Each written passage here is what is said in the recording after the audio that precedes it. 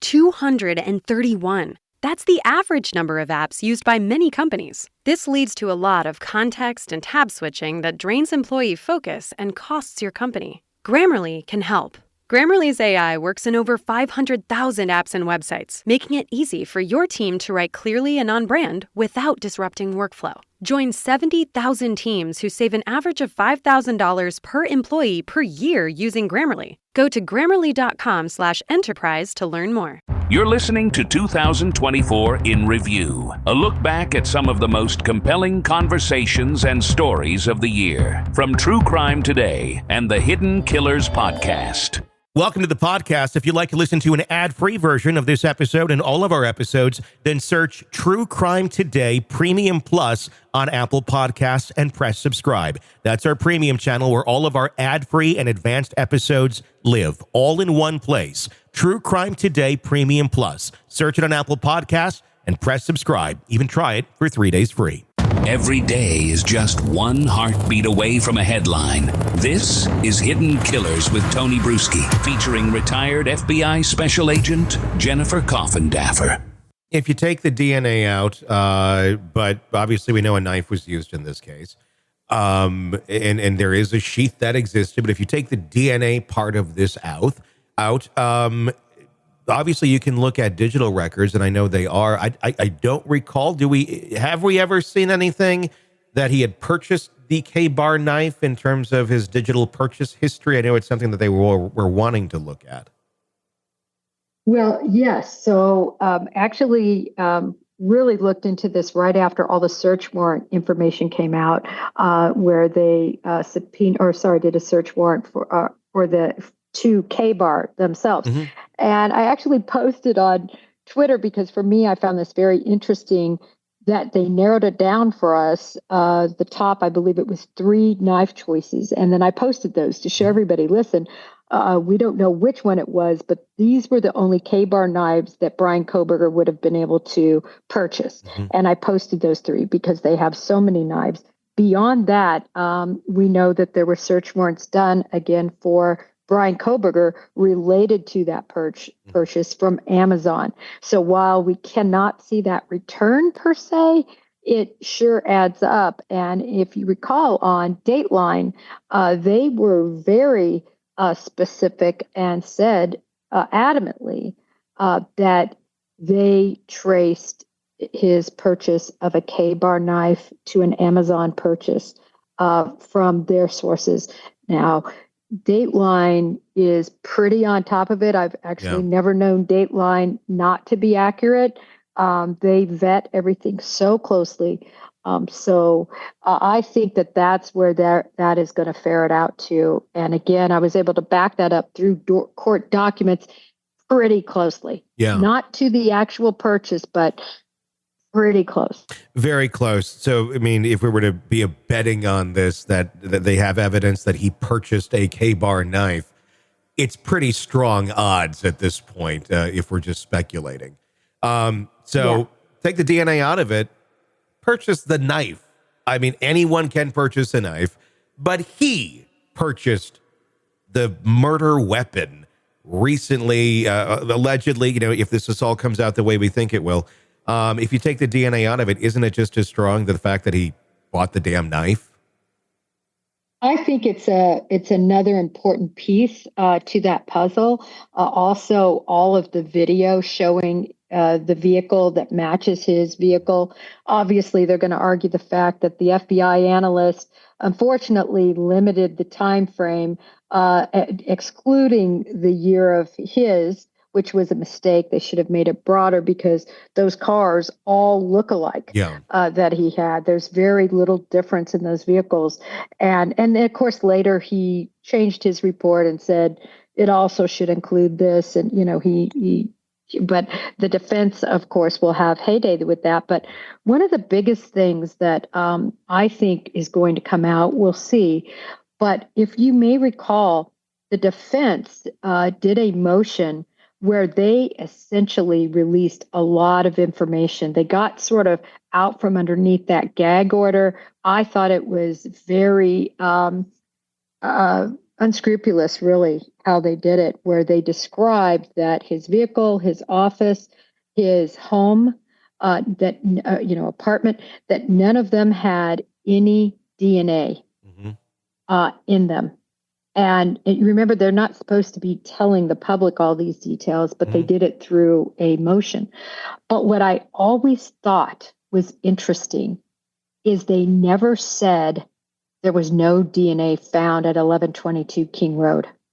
And I always thought, if you're going to make this big point, which everybody, of course, jumped up and down that was for the defense, see, how could he possibly have gotten rid of all DNA from the vehicle, as an example?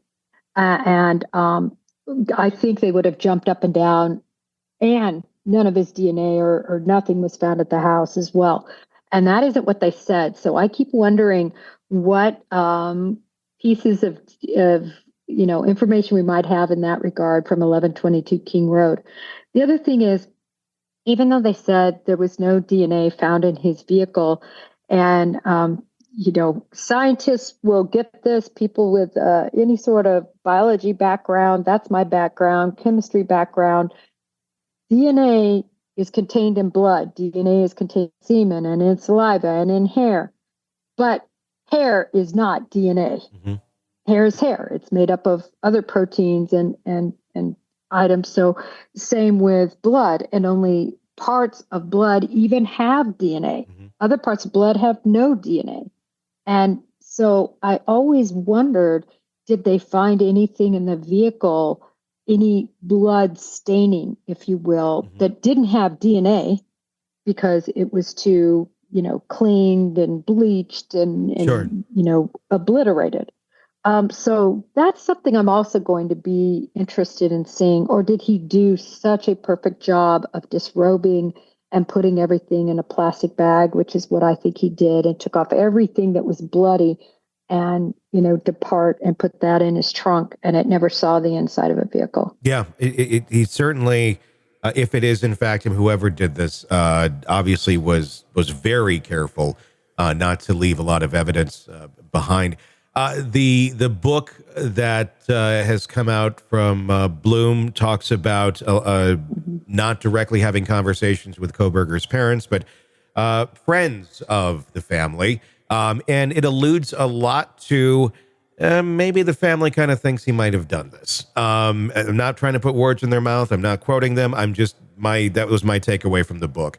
I know the family has since said that they do stand behind their son, and they want to be there for him. I don't think they've ever, I could be wrong, I don't believe they ever professed his innocence, but they do stand beside their son.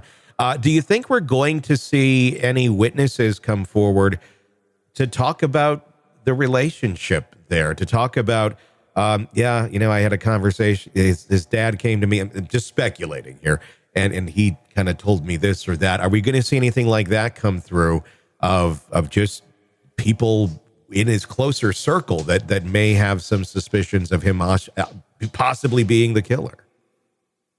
I think maybe the sister will be called. There were issues with the sister from early on, even a theft that occurred, and certainly details regarding, I think, their concern with Bryan Kohberger and this related to this crime. Remember also, and this is a very important piece of information, that the parents were both subpoenaed under grand jury subpoena to testify regarding a missing woman. And I think the only reason that is very relevant is they fought not to have to testify regarding their son.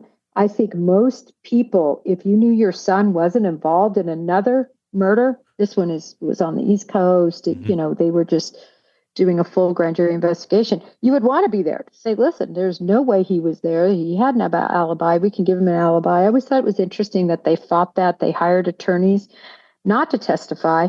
And then it's also very interesting that could be shared to Idaho. So I think it'll be interesting as to what was said, because how much investigation was done by that grand jury into the thought process of Bryan Kohberger's parents at that time.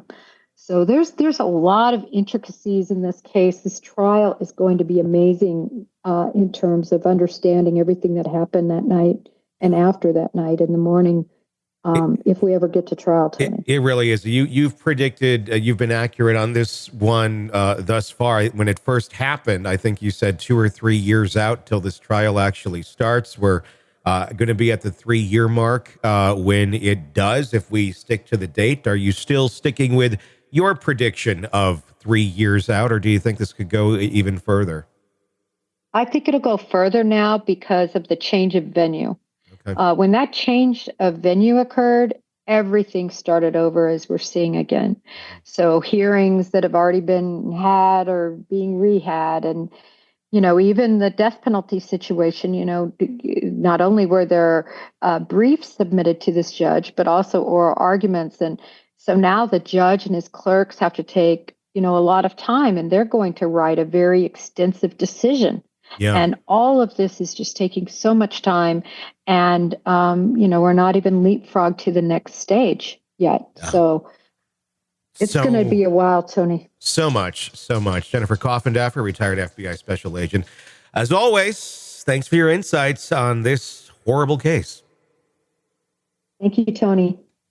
All right, we'll wrap up right there. Welcome to the podcast. If you'd like to listen to an ad-free version of this episode and all of our episodes, then search True Crime Today Premium Plus on Apple Podcasts and press subscribe. That's our premium channel where all of our ad-free and advanced episodes live, all in one place. True Crime Today Premium Plus. Search it on Apple Podcasts and press subscribe. Even try it for 3 days free.